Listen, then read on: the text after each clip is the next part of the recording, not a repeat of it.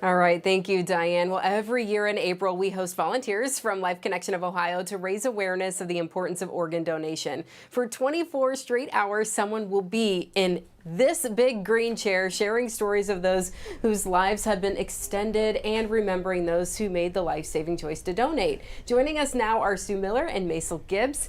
And in this case, you know, someone's life was extended, but the donor is here to talk about it today, which is great because there is a way that you can be a living donor. So ladies, thank you so much for joining us today. You did this twice, but let's start here with Macel's situation. So tell us a little bit about your condition that led you to needing a transplant. Well, I had a disease called PKD, and before I met Sue, I was getting very sick, missing a lot of family functions, ended up on dialysis before we hooked up, and she was willing to give me a kidney.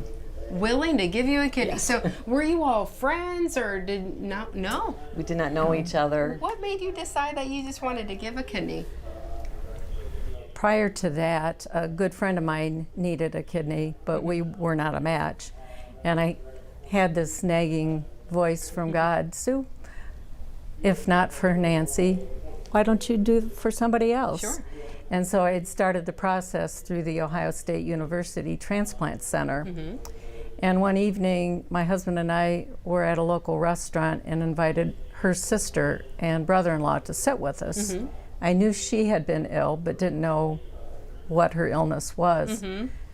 And in that conversation, it came out, well, I'm doing okay, but my sister Macel really needs a kidney transplant. And I was like, wow, maybe I would be a match.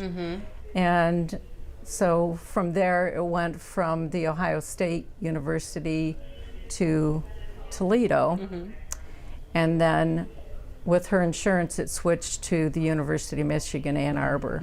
And all my paperwork and everything was transferred.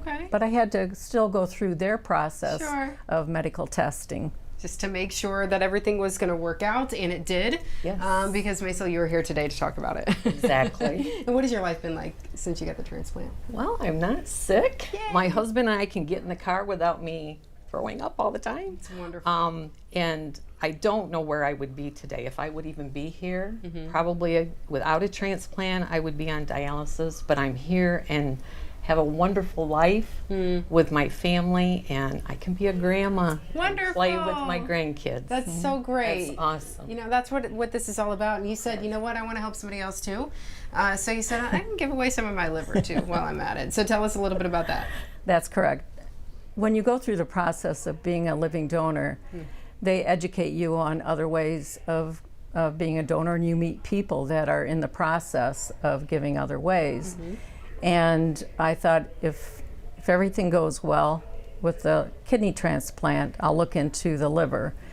And I went through the Cleveland Clinic Transplant Center for that. And 2 years later, on April 2nd, I donated a portion of my liver to a 9-month-old little girl. Oh, wow. And she is still doing well. And life has been good. I had a lot of good home support. My husband Lynn and my 2 sons Tyson and Todd were backing me the whole time. So I had a lot of good home advice and backing, and also my friends. But what, you know, to think about a 9-month-old, you know, just getting that kickstart to life and being able to enjoy that, and the families too, obviously.